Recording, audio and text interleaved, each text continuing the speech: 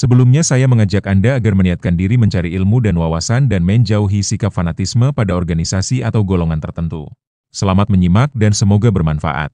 Kalau beli emas di Pegadaian, tetapi dari pihak Pegadaian mensyaratkan harus dikredit, misalnya harga 1 juta, uang muka 400.000, sisanya diangsur.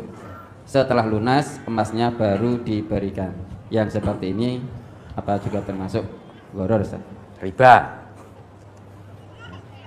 Maka warga MTA beli emas jangan kredit. Kalau punya beli kontan. Kalau tidak punya nyelengi sik duitnya. Nanti kalau sudah terkumpul uangnya baru belikan. Warga MTA yang ngaji di MTA beli emas jangan kredit. Belilah kontan. Karena emas itu tidak untuk dikreditkan.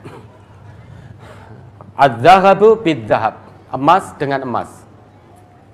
Wal fiddah bil fiddah, perak dengan perak.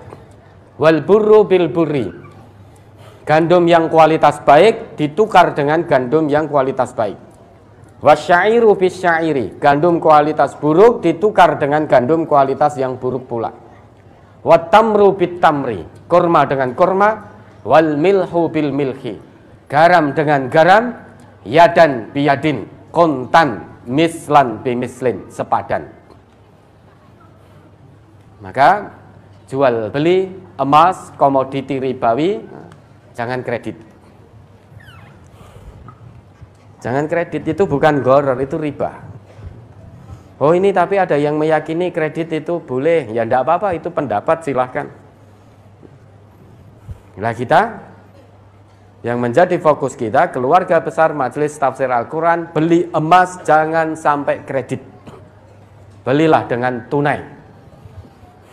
Karena potensi riba kalau kredit. Tapi apakah yadan biyadin di dalam hadis? Antara lain hadis riwayat Bukhari Muslim itu syarat sah jual beli yaitu harus kopdar, tatap muka. Make telepon wae teu meunang, lain online itu telepon teh. Antar rumah telepon. Nah, jadi pertama yang dimaksud dengan yadan biyadin itu bukan harus tatap muka. Tapi yadan biyadin itu artinya tunai. Dalam hadis lain bahasanya nakdan. Sebalik dari daenan, jual beli secara kredit. Jual beli secara hutang. Maka sebalik jual beli secara hutang yaitu yadan biyadin atau nakdan. Berarti yang dimaksud tidak boleh kita jual beli emas, yang satu emasnya kontan, yang satu dikredit. Karena akan berpotensi riba fadl. Itu inti masalah. Bukan masalah kedah di darat bareng, kedah tatap muka, bukan begitu. Hadis itu maksudnya harus kontan dengan kontan.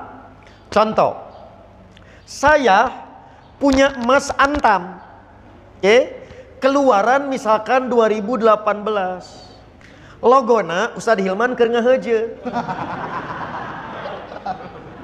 gitu.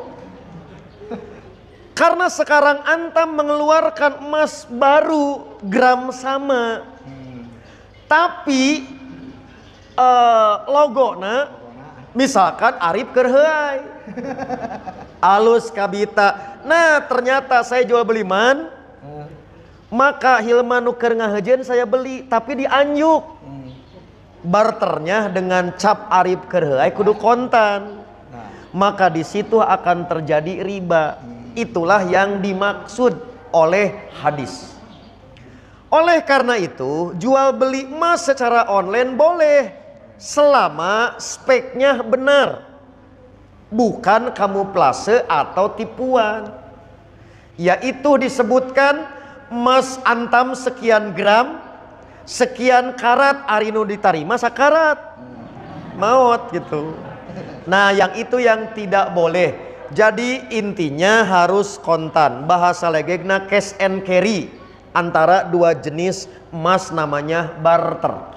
Apalagi jual belinya yang satu barang emas, yang satu uang, itu nggak ada masalah. Yang penting hindari harga yang berlaku, jangan ditunda, harus on the spot waktu itu juga. Maka tatap muka bukan syarat. Yang penting jelas barangnya, harganya jelas, jangan ada unsur spekulasi atau tipu menipu. Online, offline hanya media saja. Begitu, Ustaz Muhammad. Rasulullah SAW mensyaratkan untuk beberapa komoditi ditukar harus yadan biyadin. Yadan biyadin itu apa artinya? Tangan dengan tangan. Antum pegang ini, saya pegang ini. Pegang. Kita tukar. Ini sini. Ini arti yadan biyadin. Rasulullah, untung antum dapat itu. Rasulullah SAW mensyaratkan yadan biyadin, itu artinya. Tapi kalau mencicil, akadnya mengikat, walaupun serah terimanya nanti berarti uang kasih dulu, uang kasih dulu. Yang satu terima atau tidak, begini aja tangannya sampai lunas. Kemana-mana ikut terus, agar tidak berpisah. Karena kalau berpisah jadi riba dia. Ada orang seperti itu? Enggak kan, berarti pasti terjadi riba. Kecuali kemana dia dibuntutin tangannya begini, yang satu udah ini. Paham antum? Paham? Itu perkataan Rasulullah Sallallahu Alaihi Wasallam. Maka para ulama mensyaratkan untuk jual beli emas tadi, maka yang sah dari jual beli emas ini adalah hanya sebesar cicilannya. Umpamanya dia mau beli 1 kilo, dengan cara mencicil. Setiap bulan dia bayar 60 juta. Berarti berapa itu? Berapa? 60 juta, dapat 100 gram. Tapi uang diserahkan 100 gram ini belum diterima, terjadi riba sudah. Tapi kalau langsung diterima 100 gram ini, yang ini halal, yang sisanya besok lagi. Paham? Anda minta dulu, ini sebesar cicilan kasih saya, sebesar cicilan kasih saya dulu. Paham? Saya beli sekilo, tapi saya nyicil. Ya udah, setiap kau nyicil langsung aku serahkan emas sebesar cicilan. Itu sah. Tapi kalau uang diserahkan tidak ada terima emas sampai nanti lunas baru terima emas, ijma' para ulama itu adalah riba. Ini riba zaman now juga ya. Kan banyak, bahkan produk bank syariah juga ada seperti ini. Cicilan emas. Apa hukum kredit emas? Sementara MUI memperbolehkan kredit emas diumumkan oleh ketua MUI. Namun kami dengar dari beberapa ulama Ahlussunnah bahwa kredit emas itu haram. Zahab bi zahab, fiddah bi fiddah. Emas dengan emas, perak dengan perak, gandum dengan gandum, gandum yang sudah lepas kulit dengan lepas kulit, syair bi syair yang sebelum lepas kulit, malh, garam dengan garam, maka dia riba kecuali yadan biyadin, kecuali langsung cash. Adapun dengan tenggat waktu, maka riba. Emas harus cash. Makanya ketika ditanya ke ulama Saudi Arabia, bagaimana dengan jual beli rupiah ke dolar, rupiah ke rial? Kalau langsung cash, maka dia tidak riba. Uang dengan uang. Emas zaman Nabi itu mata uang. Tak ada uang kertas. Uang kertas itu ada setelah Presiden Amerika menetapkan membuat duit kertas sebanyak emas yang ada di negeri itu. Duit kertas itu sebagai wakil emas. Maka ada zakat duit. Mana ada zakat duit? Zaman Nabi tak ada duit. Zakat emas, senilai emas. Emas adalah salah satu. Emas dengan emas, emas dengan uang itu di saat ditukar dalam transaksi jual beli, maka harus diserah terimakan barang-barang antara alat bayarnya dan emas yang dibelinya. Harus diserahkan. Kalau tidak diserahkan bareng-bareng, maka itu akan masuk riba. Masuk riba. Ribanya ribayat namanya. Ada riba itu ada. Riba, ribayat. Jadi karena tidak diserah terimakan secara langsung. Maka kredit emas adalah tidak diperkenankan dan hukumnya adalah haram, masuk wilayah riba. Dan sekaligus perlu kami jelaskan, tidak semua riba itu adalah harus merugikan. Ini tidak ada yang dirugikan. Jual emas dengan ngambil emasnya dulu lalu bayarnya nanti, tidak ada yang dirugikan. Akan tapi melanggar Allah, karena itulah yang disebut sebagai riba. Maka hindari. Cuman yang ditanyakan tadi bisa saja dirubah menjadi tidak riba. Kredit itu begini, saya ambil emasnya, baru saya cicil barangnya. Itu kredit yang tidak diperkenankan. Tapi kalau saya pengen beli emas, cuman uang saya belum cukup, Anda bayari saja dulu dalam arti kayak menabung. Saya titipkan uang kepada penjual emas. Jadi kalau sudah full, baru nanti terjadi transaksi, duit kau ambil, emas aku ambil. Nanti transaksinya, biar tidak masuk wilayah riba.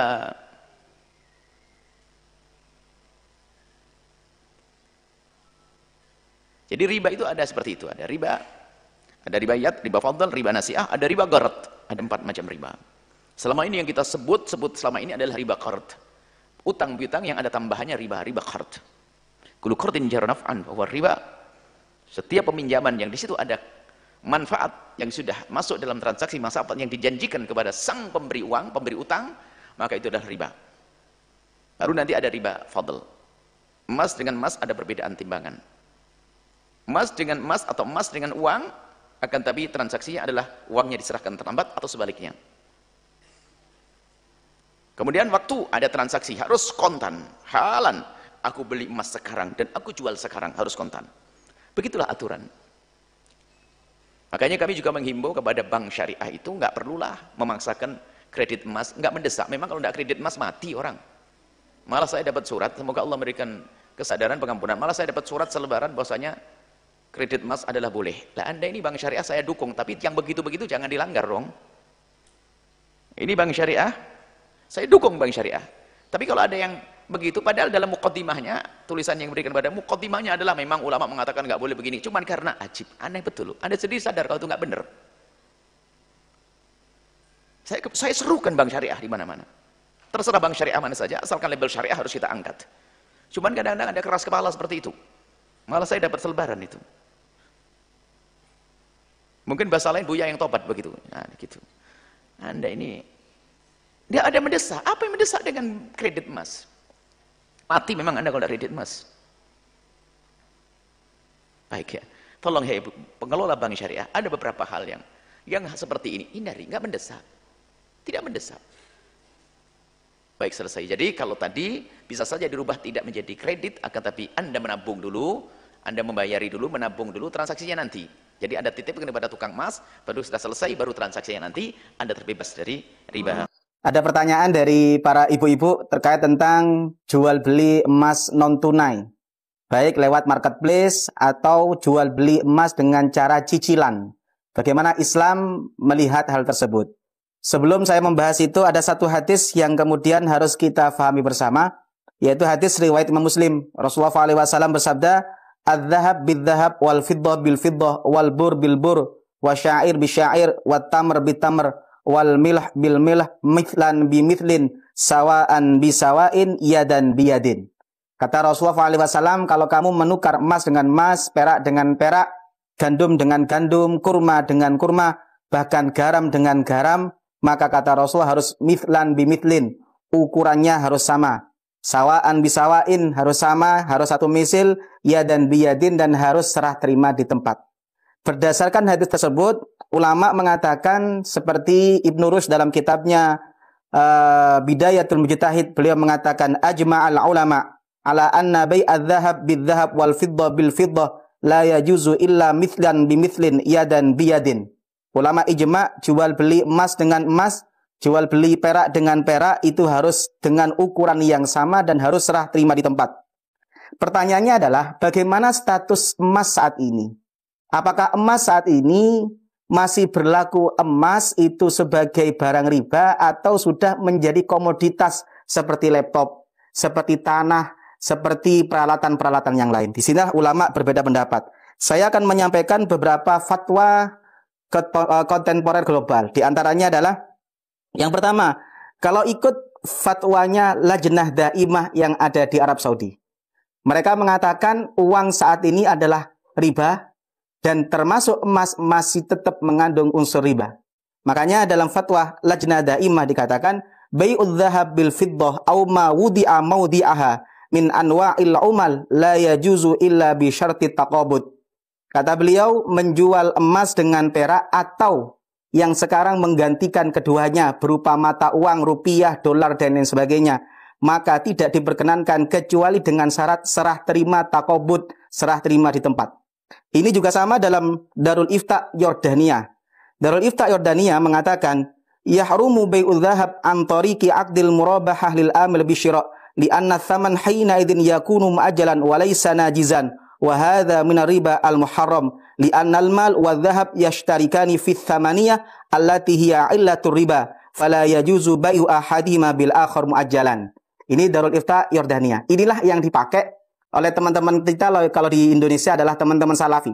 Maka teman-teman kita banyak yang mengharamkan jual beli emas non tunai atau jual beli emas menggunakan sistem kredit.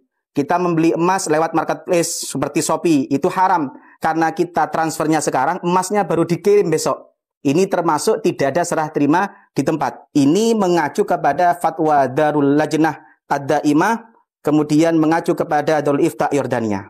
Tapi yang menarik, Darul Ifta Al-Misriyah. Darul Ifta Al-Misriyah ini mengatakan la mani'a syar'an min bai'i dzahab al-masuq bit-taqsid wa la yajibu daf'ul qimah naqdan 'indal bai'. Tidak ada larangan secara syariat untuk membeli dan menjual emas yang sudah dicetak menjadi perhiasan dengan cara dicicil. Wa la yajibu daf'ul qimah naqdan 'indal bai'. Dan emas ini ketika dijual belikan sekarang tidak wajib menyerahkan uangnya saat ini juga ketika terjadi transaksi jual beli. Li'annahu kharaja an kaunihi minal athman wa syara ka ayyi sil'atin minas sila'. Karena emas saat ini itu sudah bukan lagi barang ribawi. Emas saat ini itu sama dengan komoditas yang lain. Sebagaimana kita boleh membeli laptop dengan cara kredit, kita boleh membeli laptop dengan cara tidak tunai, maka sama dengan itu adalah emas. Makanya beliau mengatakan fantafat anhu illatun naqdiyah allati tujibu kaunaha riban idza lam yakun al-bai' yadan biyadin. Ini fatwa Darul Ifta Al-Misriyah. Fatwa Darul Ifta Al-Misriyah inilah yang kemudian sama dengan fatwa DSN MUI. Fatwa DSN MUI nomor 77 tahun 2010 tentang jual beli emas secara tidak tunai mengatakan begini, bahwa masyarakat dunia tidak lagi menjadikan emas sebagai mata uang, melainkan sebagai barang, sebagai komoditas atau sil'ah. Karena itulah fatwa DSN mengacu kepada pendapat Ibnu Taimiyah dan Ibnu Qayyim Al-Jauziyah, mengatakan bahwasanya emas ketika sudah tidak menjadi mata uang, maka dia sama dengan benda yang lain, sama dengan komoditas yang lain. Karena itulah fatwa DSN sama dengan Darul Ifta memperbolehkan jual beli emas non tunai, bahkan boleh dikredit. Inilah yang menjadi salah satu produk unggulan perbankan syariah. Ada yang namanya cicilan emas. Kita sudah dapat emas 5 gram, 25 gram, kita sudah dapat emasnya sekarang, tapi kita bisa dicicil setiap bulannya berapa. Inilah yang kemudian banyak diterapkan di Indonesia karena mengacu kepada fatwa DSN dan juga mengacu kepada fatwa Darul Ifta Al-Misriyah. Semoga bermanfaat. Assalamualaikum warahmatullahi wabarakatuh.